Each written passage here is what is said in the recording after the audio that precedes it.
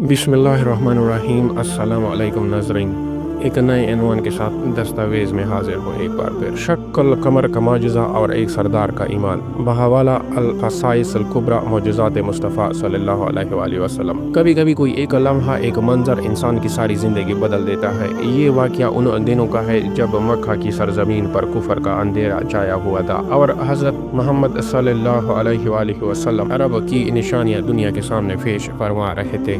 उन दिनों यमन का एक अजीम सरदार था, हज़रत हबीब रज़ियल्लाहु बिन मालिक। इन तक अबू जहल का पैगाम पहुंचा कि मोहम्मद सल्लल्लाहु अलैहि वसल्लम ने दावा किया है कि वो चांद को 2 टुकड़े कर सकते हैं।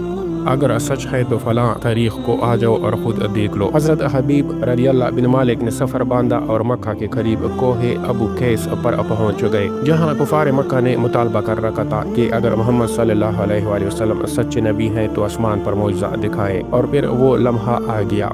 मेरे आका मोहम्मद सल्लल्लाहु अलैहि वसल्लम तशरीफ़ लाए। आपने उंगली का इशारा किया और अल्लाह के हुक्म से चाँद वाक़ई 2 टुकड़े हो गया। इसकी अगर हवाले की बात की जाए तो अल-ख़साइस अल-कुबरा अज़ इमाम जलालुद्दीन सयूती रहमतुल्लाह जिल्द 1 सफ़ा 126 में ये तफसीली वाक़या आपको मिलेगा। ये मंजर सिर्फ मक्का में नहीं बल्कि यमन, शाम और दूर दराज इलाकों के लोगों ने भी देखा। हज़रत हबीब रज़ियल्लाहु बिन मालिक शुशदर रह गए। ये कोई मामूली बात न थी। वो फ़ौरन आका करीम सल्लल्लाहु अलैहि वसल्लम की खिदमत में हाजिर हुए और अर्ज़ की, ये सब तो मैंने अपनी आंखों से देख लिया, लेकिन या रसूलल्लाह मेरे दिल का दुख कौन जाने। आका सल्लल्लाहु अलैहि वसल्लम ने फरमाया, तेरी एक बेटी है सतीखा, वो अंधी, बहरी, गूंगी, लंगड़ी और लूली है और इसका गम तुझे अंदर ही अंदर खाए जा रहा है।